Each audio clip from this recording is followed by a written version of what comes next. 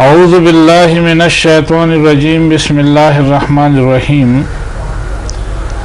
ورځپاڼه وخت لاهور زما په لاس کې دی او دا د لومبي جولای 2009 اخبار دی.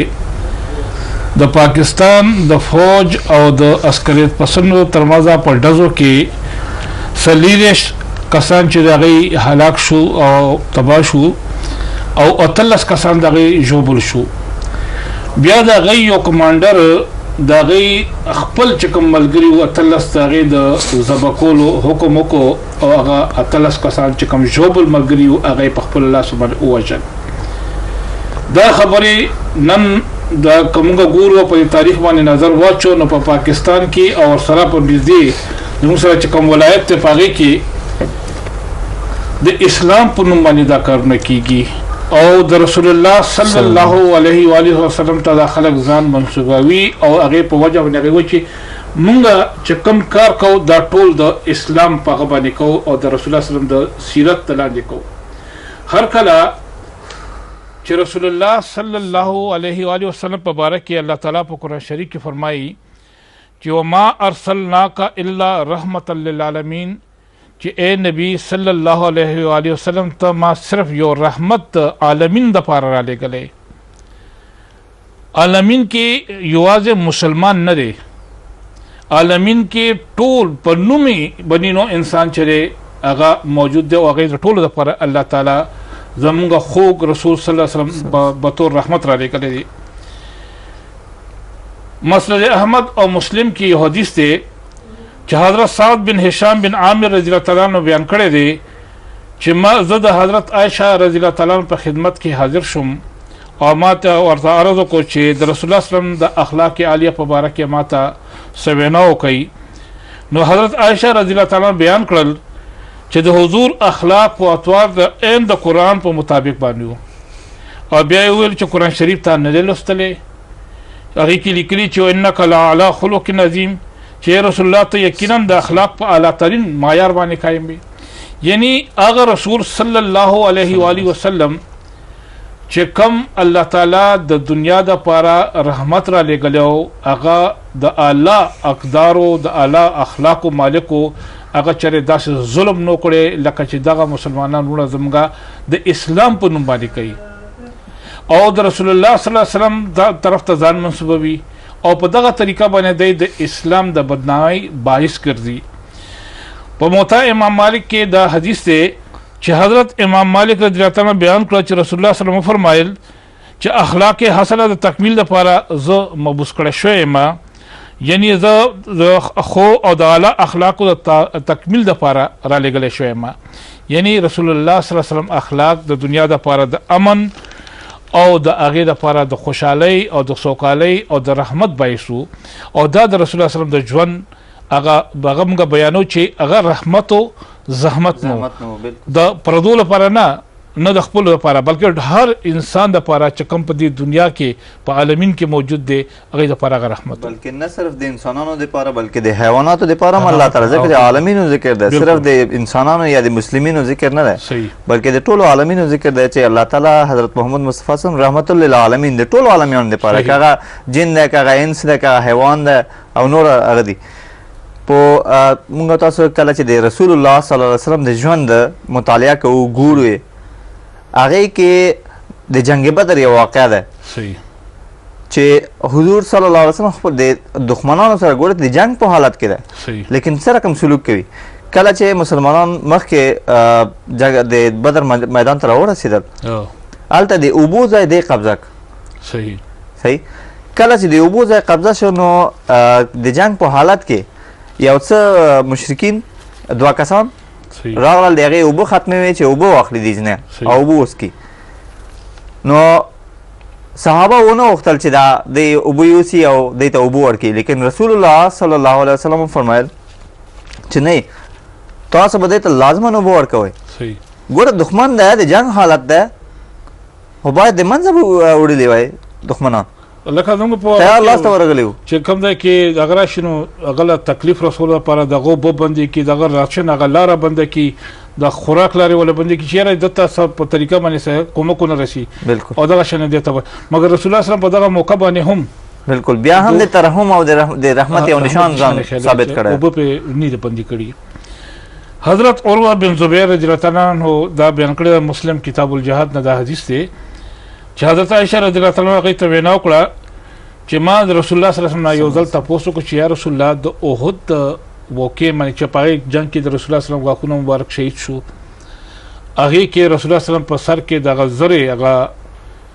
خود شي کنه هغه میخ هغه په کې خاک شو، هغه ډیر په مشکله باندې په ګرانه باندې راوسته شو، نو ډیر تکلیف کې رسول الله صلی الله علیه وسلم. نو ما تاسو کو چې یا رسول الله د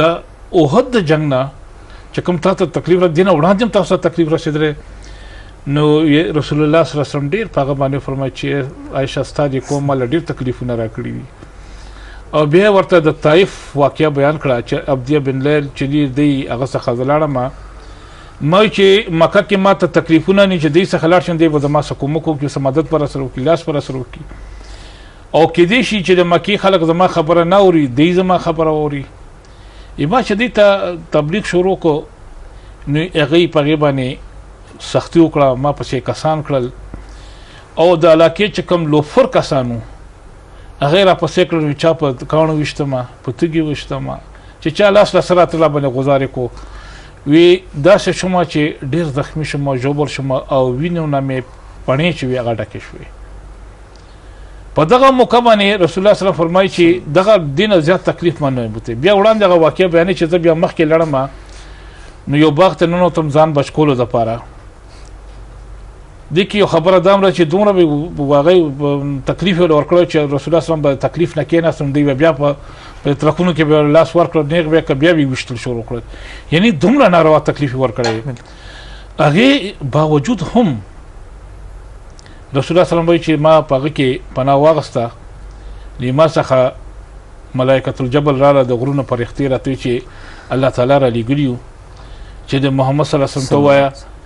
چې که ستاسو اجازت وي نو موږ به دا دوه غرونه پورته کړو، دوی تر منځه میده کړو. چې ما ورته چې نه، هېڅکله نه، داسې ونه کوي. وجه سره هم د دې خلکو نه د دې د نسلونه به خلک پیدا کېږي چې هغوی به اسلام قبلوي. نو دا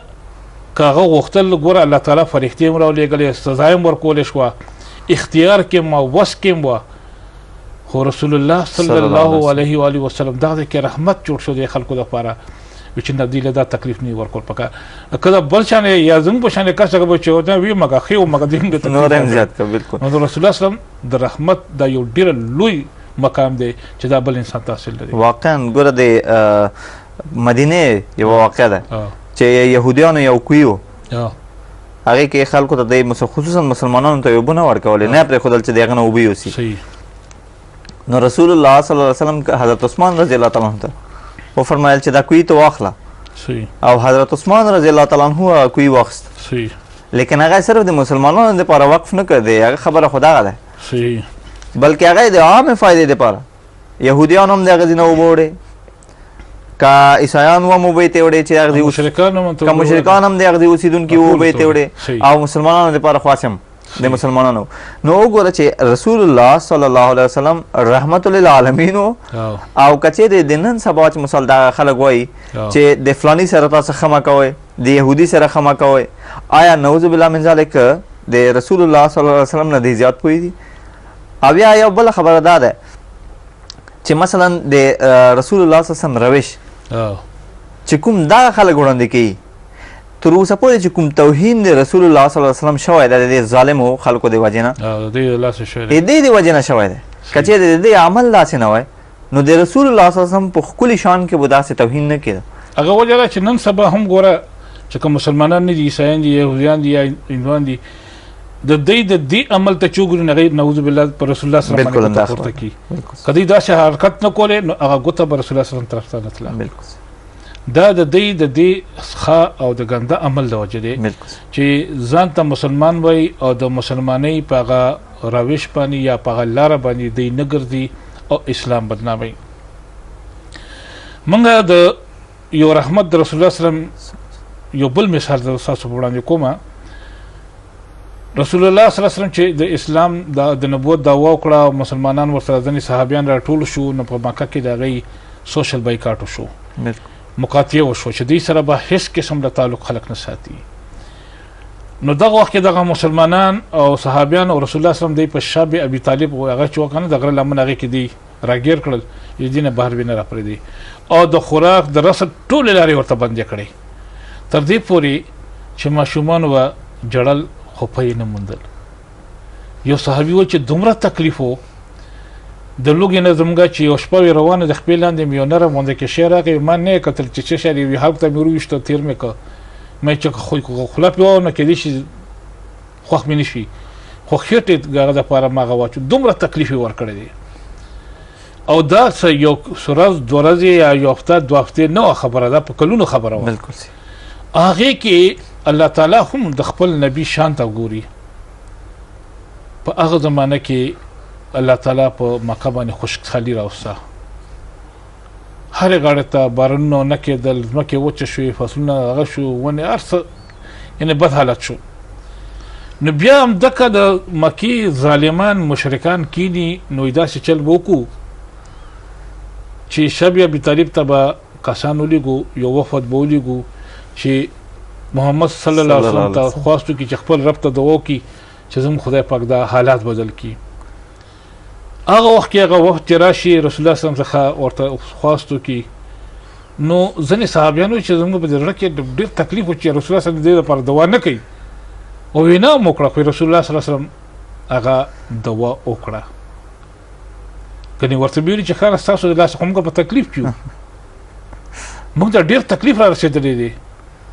او تاسو بیا ما څخه راځئ نه داسې ورته نه وي بلکې یو زه دعا کوم حضور صلی الله علیه وسلم دعا وکړه بارانونه شروع شو وچکالي خلاصه شوه ونې فصلونه بوټي هر څه شنه شو هغه رزق فراوانه شو لیکن دی بیا هم مګر دی بیا هم خپل عمل پرې نه ښوده معاصره کې بالکل نو دا د رسول الله صلی الله علیه وسلم د رحمت یو ډېر عظیم الشان مثال دا هم دی چې رسول الله صلی الله علیه وسلم دلته هم سختی نه ده کړې بلکې هغې دپاره رحمت جوړ شوی دی مدینې کې وګورئ مدینې ته کله چې رسول الله صلی الله علیه وسلم هجرت وکړی دې وجې نه هجرت وکړو دی نه پرېښول په مکې کې د هغې باوجود رسول الله صلی الله علیه وسلم چې کله مدینې ته هجرت کړی مدینې کې یو ځل همداسې ابو سفیان خوشحاله لکه دا وچکالی وې او بارانونه نه کېدل نو ابو سفیان ورته راغی د اسلام لوی مخالف و هغه وخت کې اوس خو لکه یو صحابي په هغه مونږ پیژنو په نوم یې پیژنو چې حضرت ابو سفیان رضی الله تعالی عنه خو دا هغه د اسلام د اسلام نه مخکې واقع ده چې هغه وخت کې دی د مشرکینو سردار و د مسلمانانو په مقابل کې د جنگ سردار دی و وچکالی دی او بارانونه نه کېږي رسول الله صلی الله علیه وسلم ته راځي چې ای محمد صلی الله علیه وسلم ستا قوم تباه شو هلته ګوره بیا قوم چاته منسوبوي رسول الله صلی الله علیه وسلم ته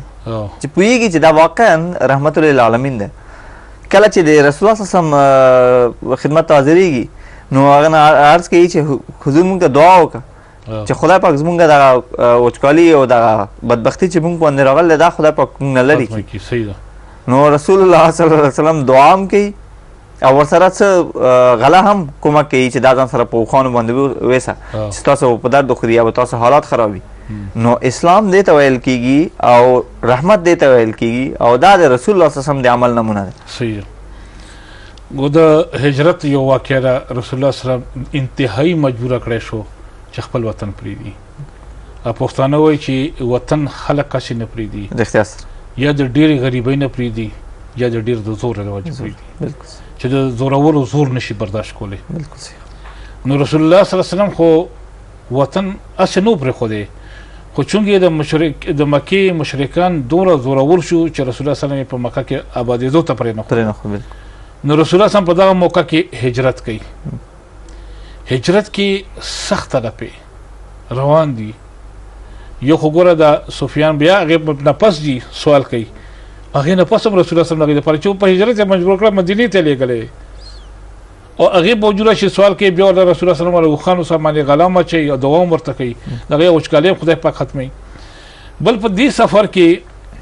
په لاره کې سراقه بن مالک دا د قوم په سردارانو کې یو سردار دی ورپسې د 100 اوښانو په حرس کې ورپسې شو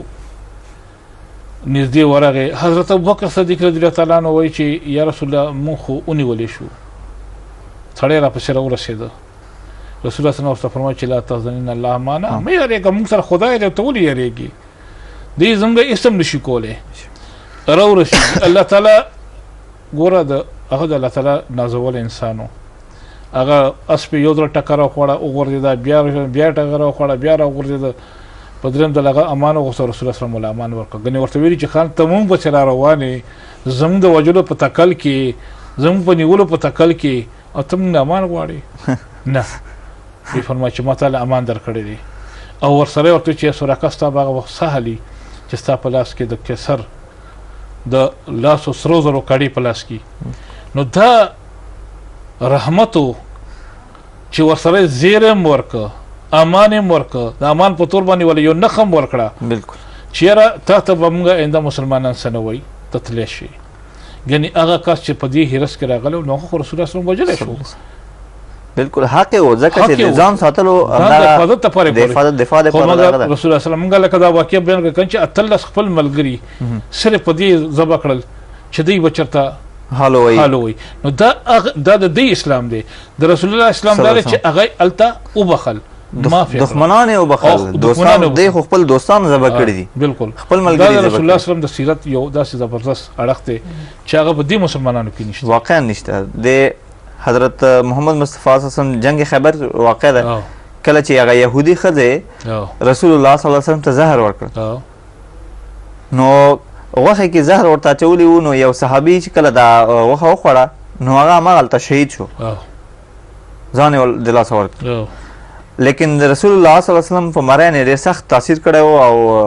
د رسول الله مړی ډېر وخته پورې زخم و، او د یو بیماري هم د رسول الله د همدې زهرو د وجې نه تېره کړه. کله چې رسول الله وفرمایل چې دې کې خو زهر و، دا چا راوړي؟ نو ورته ویل چې داسې یوه یهودي ښځه وه. هغه یهودي ښځه چې کله حاضر کړی شوه او حضور صلی الله علیه وسلم وفرمایل چې حاضر یې کړئ، نو رسول الله صلی الله علیه وسلم پوښتنه ترې وکړه چې دا ولې؟ ګوره که چېرې د دې اسلام وای نو پوښتنه خو نه وه که نه. بالکل اول یې سر ته کټ کړی و، بیا به وروسته خبرې کېدې چې څه ولې شوې وه ده. لیکن رسول الله پوښتنه کوي یو کس شهید شوی هم دی، خپله په رسول الله باندې هم مړی باندې یو هغه تاثیر کړی دی، اثر یې پرې کړی دی. نو کله چې هغه پوښتنه دې کوي چې تا ولې داسې وکړه، دې ته وایي رحمت، دې ته وایي عدالت. رسول الله پوښتنه کوي چې تا ولې داسې وکړ، نو دا یا بهانه یا هر څه چې دي، هلته خو هر څوک یو بهانه غواړي چې تلاش کړي که نه. لیکن رسول الله ته دا عرض کوي چې یا رسول الله صلی الله علیه وسلم مونږ د خپلو بزرګانو نه مشرانو نه دا اورېدلي وو چې نبي چې دی نبي زهر نشي وژلی، که هغه دروغجن دي نو زهر باندې به تباه شي، کار به تمام شي، او که چېرې هغه رښتینی وي نو هغه زهر نشي وژلی. د دې خاطره ما داسې یو کار وکړو او اوس زه ایمان راوړم. نو دا خو داسې هم کېدای شي چې د ډار ایمان وي، لیکن ځکه چې هغې اقرار کړی په ژبه باندې، رسول الله د هغې ایمان قبول کړ. او صحابه هم ویلي چې دا باید قصاص شي ځکه چې یو کس شهید شوی دی، لیکن دا وایي چې زما ایمان راوړی دی او رسول الله مني.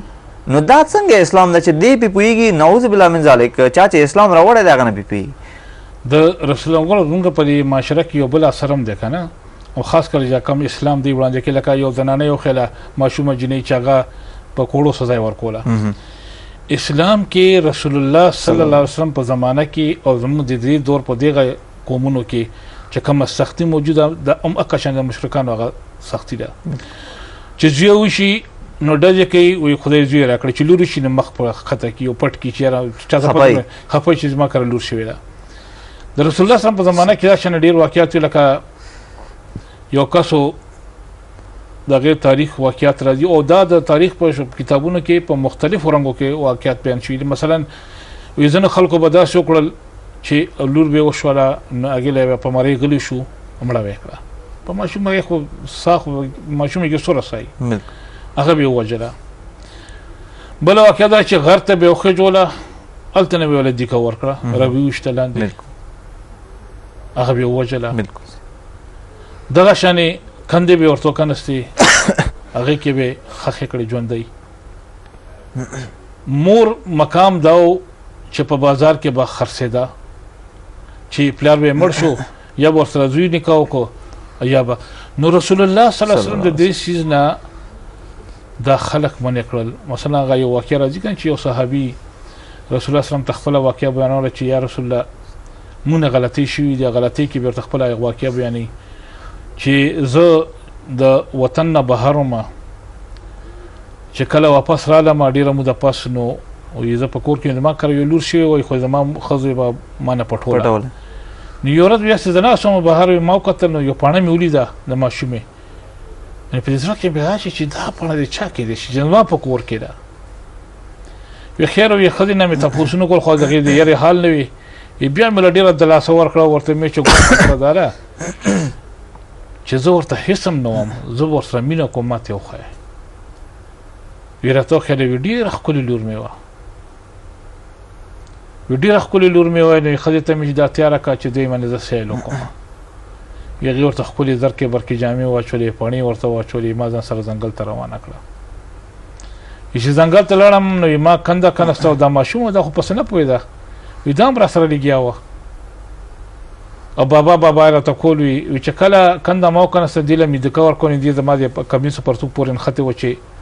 چې بابا څه کوې جړلې. وی دکه مې ورکړه او پاسه مې پرې خاله اچوله، هغې ډېرې چغې ووالې خو ما ژوندۍ ښخه کړه. وی د رسول الله صلی الله علیه وسلم په سترګو کې اوښکې را روانې شوې او چې ته خو ډېر ظالم انسان یې. هغې تا ته بابا بابا ویله، تا پرې بیا هم خارې اچولې. نو دا ظلم رسول الله صلی الله علیه وسلم نو برداشت کړی. نن مونږ خلک چې ځان ته مسلمانانو، ځان ته د اسلام ټیکهدارانو او مونږ هغه حرکتونه کوو د ماشومانو زنانو سره، دا په هغه باندې د خبرونه کې کوي چې هغه زنانه ماشومان چې در په در خاورې په سر شو د دې ظالمانو د لاسه، هغې چغې وایي وجني یې وجل کوي دی، وهل ټکول او د هغې سره چې کوم ناروا سلوک کوي دی. آیا دا د رسول الله صلی الله علیه وسلم د رحمت هغه نښې کوي دی؟ بالکل د هغې مخالف چلیږي. ګوره د دې د اعمالو د وجې نه کوم چې د انسانیت لارښود ده، د انسانیت د هدایت دپاره چې څوک راغلی ده، د هغې مخالفین اوس راځي مسلمانانو ته لاره ښیي. د د اعمالو د وجې نه مونږ باید لاره ور وښیو، مونږ باید کوشش وکړو چې دې ته لاره وښیو چې اسلام کې دا شی دی، تاسو اسلام ومنئ. نن دی هیومن رایټس چغې وهي او د ښځې د حقوقو هغه کوي دعوه کوي او په اسلام باندې د ښځو د حقوقو د پایماله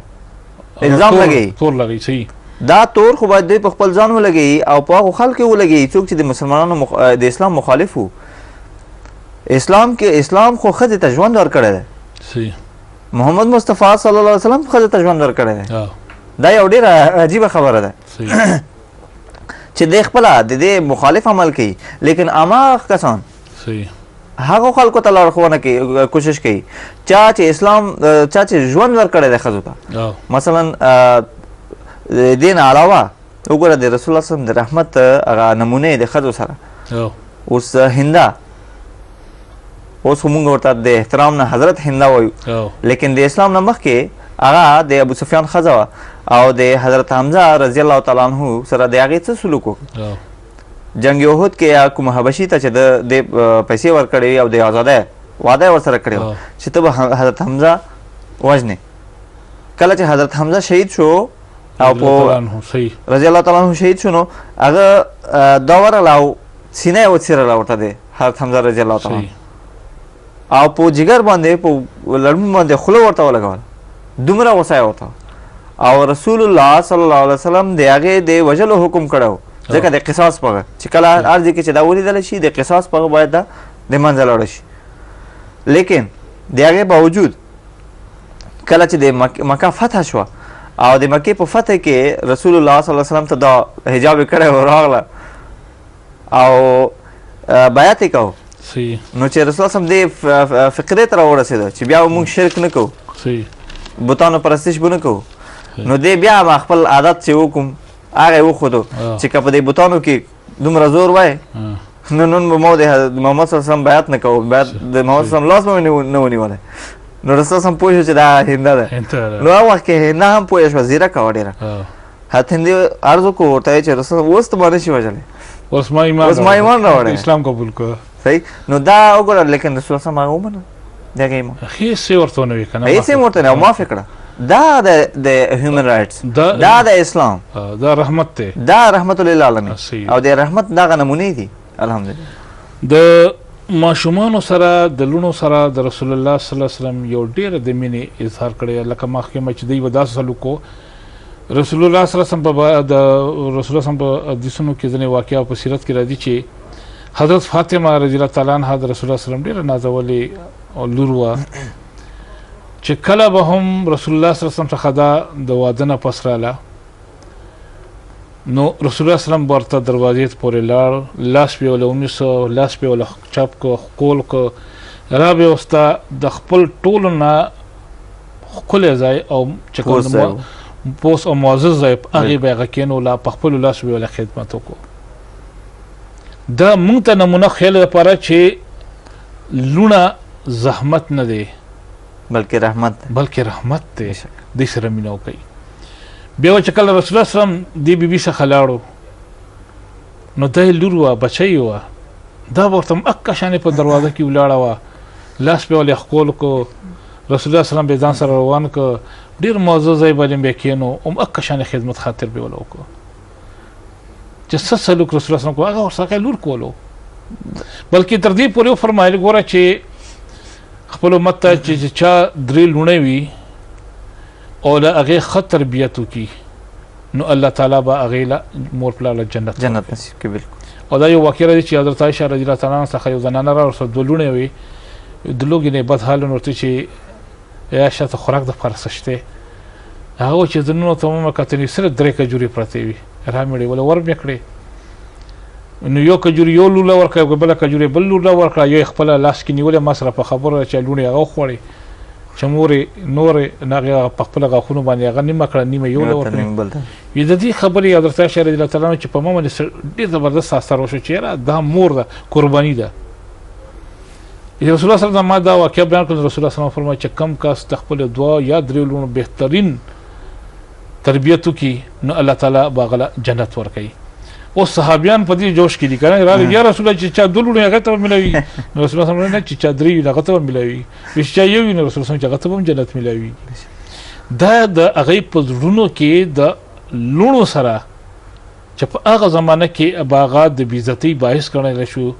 سبب ګڼلی شو خلکو به وژلې او په الله تعالی په قرآن شریف کې هم د هغې ذکر کړی چې چا کره به لور وشو نو د هغې به مخونه تک تور شو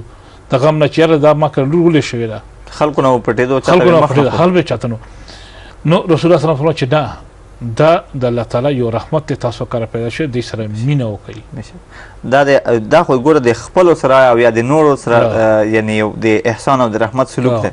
او بیا د ښځو باندې خو د رسول الله صلی الله علیه وسلم چې ښځې خو باید شپه او ورځ په سجدې پرېوځي او د رسول الله صلی الله علیه وسلم په شان کې درود ووایي او الله تعالی ته دعا وکړي چې خدای پاک دې په رسول الله صلی الله علیه وسلم باندې ډېر درود او رحمت ولېږي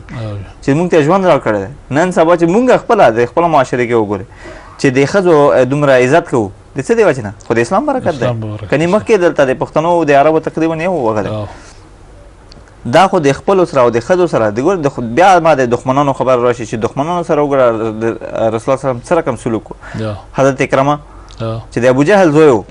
او د اسلام ډېر سرسخته مخالف و او په هر جنګ کې به وړاندې ټول نه به وړاندې و او رسول الله صلی الله علیه وسلم د هغه د قصاص حکم ځکه چې ډېر زیات مسلمانان هغې تکلیف ورسره او شهیدان کړي وو په جنګ احد کې هم ډېر نقصان ورکړی و دستا سره نو کله چې د مکه فتح شوه نو دی د یمن طرف ته وتښتېده د یمن طرف ته وتښتېدو نو د هغې ښځې ایمان راوړو هغې ښځې چې ایمان راوړو نو رسول الله صلی الله علیه وسلم ته عرض وکړو چې یا رسول الله ما زه د اکرمه ښځه یم ما مېړه ده تښتېدلی ډاره صحیح چې ما ونه وژني زه د هغه په خاطر تا نه پناه غواړم ګوره د رسول الله صلی الله علیه وسلم د یو مؤمن نوی مؤمن دی نوی ایمان راوړی نوی اسلام راوړی څومره خیال ساتي د هغه د هغه د زړه خیال ساتي او بیا هغه ښځه چې حضور زه د هغه تا نه معافي غواړم او هغه ته زه تا نه امان غواړم ګوره رسول الله صلی الله علیه وسلم د هغه د وژلو حکم ورکړی دی که چې د اسلام د وژلو دیني اسلام د ظلم دیني نو باید ورته ویلي وای چې دا مو ورسره ووژنئ دا د یو قاتل هغه کوي پشتیباني کوي د یو اسلام د دښمن پشتیباني کوي او اوس هم نوی اسلام یې نوی راوړی دی او بیا د نورو خلکو او د هغې دپاره سفارش کوي. لیکن رسول الله صلی الله علیه وسلم ته وګوره د رحمت واقعا رحمت للعالمین دی. د دې رحمت ته انسان حیران شي چې دا څه رقم رحمت دی. ورته وایي چې صحیح ده ما معاف کړو، ورته وایي چې راشي صحیح، هغه ورته وایي چې حضور ګوره ته په مطالبې باندې مطالبه چې حضور دا خو صرف لکه د خولې سفارش شو، ما ته یو نښه هم راکړه چې هغه سړی پوه شي چې ته واقعا هغه معاف کړی. داسې نه چې هغه وایي چې چېرته په چل مې په چل مې موځي وژني مې که څنګه چل دی. رسول الله صلی الله علیه وسلم چې د عهد د هغه نه څوک زیات وفا کوونکی نه و، د عهد پوره کوونکی څوک نه و او نه پیدا شي. د خپلې لونګۍ د شملې نه یوه ټوټه ورته هغې کړه، ورته وایي چې دا ما د شملې ټوټه ورته وروړه، هغه پوه شي چې رسول الله صلی معاف کړی دی. نو کله چې هغه دی ورپسې بیا بله مطالبه هم ده پاسه چې هغه چې دی مکې ته راشي نو په خپل دین باندې دلته پاتې کېدی شي، اسلام به نه قبلوي، یعنی اسلام یعنی هغه به کافر وي او کافر وي، خو اسلام هم نه قبلوي او بیا به هم په امن کې رسول بیا هم اجازه ورکړه. بالکل بالکل. هغه نه علاوه ګوره ډېر خلک کفار هلته مشرکین موجود وو چې په کورونو کې هم بتان وو. تر 9 میاشتو پورې دغه شاید بعضو خلکو تر 1 کال وروسته ایمان راوړی د مکې اوسېدونکو مشرکینو. کله چې هغه ورځي او هغه ورته وایي چې داسې ما ته د رسول صاحب نه امان راوړی او هغه حیران پاتې چې ما دومره نقصان ورسولی مسلمانانو ته مؤمنینو ته بیا هم زه معاف شوی یم. هغه ورته چې معاف شوی د دې ثبوت څه دی؟ هغه ورته د شملې ټوټه ښیي چې دا وګوره. نو هغه ورته وایي چې ما خو ایمان نه دی راوړی. نو ښځه ورته وایي چې رسول صاحب دا هم قبوله کړې چې دا د په خپل دین باندې. نو هماغه ځای حضرت اکرمه وایي چې لا اله الا الله محمد رسول الله. دا رحمت، دا رحمت دی حقیقت، دا رحمت عجیب. هغه بیا لکه مثال هغه دی هغه شعر ده که نه چې سړی غرق شي په حمد کې چې ای خدایه ټول حمد تا ته دی چې داسې یو نبي دې مونږ ته رالیږلی چې رحمت دی چې د سر نه تر پښو پورې ټول رحمت دی. رحمت دی بلکې داسې رحمت دی چې دې نه لوی رحمت شته نه. دا ګوره د هغه خبرې کوي چې ماشومانو سره هم رحمت دی، جینکو سره هم زنانو دپاره هم رحمت دی. هغه مخکې ډېر زیات هغې باندې هغې دپاره هم رحمت دی. زموږ د هغه کې پښتنو کې خاص کر د زنانو سره ډېر بد سلوک کېږي که نه، او هغې ته هغه مقام یا هغه ځای نه ورکوي چې کوم د هغې دپاره. ګوره رسول الله صلی الله علیه وسلم زنانو یو حق زیات ورکړی دی، دا د رحمت نښې دي. سړي ته د پلار په جایداد کې صرف 2 برخې دي او زنانه ته 1 برخه ده لور ته، خو ورسره د میړه په جایداد کې هغه د 8مې برخه ورکړې ده. هلته یې موله مقام ورکړی. بیا د اولاد په هغه کې موله ورڅخه ورکړی چې هغې کې هم د مور حق دی. یعنی که سړي له 1 برخه ورکړی نه ښځې له هغې په ځای باندې زیاته برخې ورکړي دي او مقام یې له خیاله دی. او بیا ګوره بیا الله تعالی دا رسول وایي چې د مور د خپو د لاندې جنت دی، چې که کوم سړی جنت غواړي نو هغه له پکاره چې خپله مور راضي وساتي، خوشحاله وساتي، د هغې خدمت وکړي. بیا دا نه دی صرف لکه یو صحابي راغی ورته چې یا رسول الله زما د ټولو نه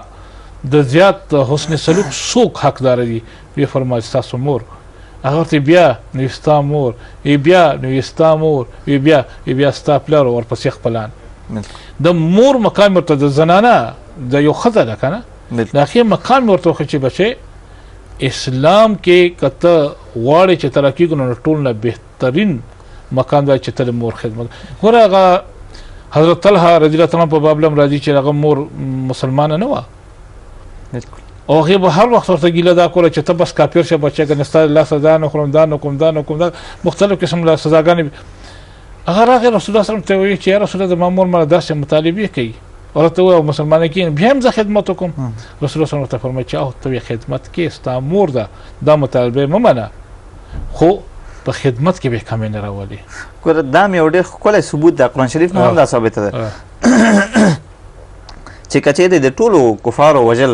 راووی نو بیا رسول صلی ولې فرمایلي چې که ستا پلار او مور دی والدین دی مشرک هم وي خو په معروف کې د دنیا په کارونو کې به ته د هغې سره مدد کوې او هغې خبره به منې. صرف چې دا درته ووایي چې ته اسلام مه منه، خدای مه منه، مشرک شه، به نه منې. نو که چېرې وژلې وای خو بیا دوی دي وایي چې رحمت. ګور د رحمت زه یو ځای کې نوخار کې ناست ما څخه یو کسان رال 2 مشرانو بیګا زموږ جماعت کې د هغه تبلیغیان راغلي وي دا مسله کړې ده چې بانګ وشي نو که په کور کې د ضعیف پلار وي او هغه جومات ته نشي تللی وینې دې کټې ګوتې ته ورته رسۍ واچوه پړی واچوه په راکاګلي جومات ته بوځه نو آیا دا چې څه حدیث دی مې رسول الله سلام خو رحمت للعالمین زحمت خو نو هغه فرمایلی دي چې موږ په ولاړه کوي حتی الوسه کوشش کوي چې جومات ته ځان رسوي نشي رسولی نو او بودرېدی هم نشي نو بیا په ناسته وکړي چې په ناسته هم نشي کولی نو په اشاره وکړه په ملاسته وکړه چې په ملاسته نو په اشاره وکړه هغه چرته هم دا نه فرمایلي لکه چې کوم ستاسو دا علما دا اسلام په نوم باندې دا خلک رسول الله صلی الله علیه وسلم بدناموي ظلم کوي او دغه ظلم چې دی که نه دا د رسول الله صلی الله علیه وسلم خوښ نو ګوره هغه خو وایي چې لا اکراه فی الدین چې په دین کې هیڅ قسم لا جبر نشته او دا ټول د جبر پیداوار دي دوی چې نه جبر کول پکار دي اسلام په جبر باندې خور شوی دی اسلام د تورې په زور خور شوی دی نه اسلام د تورې په زور خور شوی دی نه په جبر باندې خور شوی دی اسلام خو په اخلاق خور شوی دی او د جبر نتیجه دا ده دې وګوري او په دې زمانه کې ګوره حضرت مسیح موعود صلی الله علیه وسلم فرمایي چې تاسو د جهاد په نوم یا د جنگ په نوم توره پورته کوي یا ټوپک پورته کوي نو تاسو کم سړی اوچت که کنه هغه به تباه کیږي او موږ د 1300 کالو راځي دغه ګورو چې دوی خلک همدې سره مقابلو ته ودرېږي او ځان پې تباه کیږي هر کله دغه دور د حضرت مسیح موعود علیه السلام دور په دې کې دعوت الله تبلیغ په ذریعه باندې خپل اعلی اخلاق او اسلامي نمونې باندې بل ته تبلیغ کول دي هغه اسلام ته راوړل دي ان شاء الله کنه کوم بل پروګرام مسلمان تاسو په دې هغه کې وکړو هغه د حدیبیه د صلح نه باید داخله هغه واخلي عبرت واخلي چې دومره جنگونو کې رسول الله صلی الله علیه وسلم په دومره جنگونو کې کوم داسې فتح حاصل نه ده شوې چې په هغې کې په زرګونو خلک په اسلام کې داخل شوي د رسول الله په ژوند کې لیکن په شپږو کلونو کې د حدیبیې په شپږو کلونو کې په زرګونو بلکې تر تعداد تقریبا تر 100,000 کسانو پورې رسېدلی و نو دا د صلح برکت فتح مکه باندې فتح مکه فتح کیږي خو د یو کس وینه نه وي بالکل دا رحمت نو ټوله مکه به وجلې وه بالکل چیرې دا مشرکانو دی په کورونو کې بوتانو دی زموږ مشران وجلي زموږ کشران وجلي موږ سره ظلمونه کړي ټول به قتل کړي ټول به وجلي خو رسول الله صلی الله علیه وسلم معافی اعلان وکړ نو رسول الله صلی الله علیه وسلم د رحمت بشمیره نمونې زموږ په وړاندې دي دا یو څو پکې ما او محترم سید نعمت الله صاحب تاسو په وړاندې کړي رسول الله صلی الله علیه وسلم د دنیا لپاره الله تعالی رحمت را لېږلی او نه صرف د یوازې د مسلمان لپاره بلکې عالمین لپاره چې په دنیا کې یا په دې جهانونو کې چې څوره هم مخلوقات دي هغې لپاره نو موږ به دا دعا وکړو چې الله تعالی موږ له هم دا توفیق راکړي چې رسول الله صلی الله علیه وسلم د رحمت دا اړخ چې د خپل کو او دې خلکو دپاره به هم دعا وکړو چې الله تعالی د دوی له د صحیح اسلام قبلولو او د رسول الله صلی الله علیه وسلم په صحیح لار باندې د تک توفیق ورکړي الله دې همداسې وکړي زه په اخر کې د محترم سید نعمت الله صاحب شکرګزار یم چې ما سره په دې خبرو اترو کې شریک شو الله تعالی دې ولا بهترینه جزا ورکړي اللهم صل علی سیدنا و مولانا محمد وبارک وسلم انک حمید مجید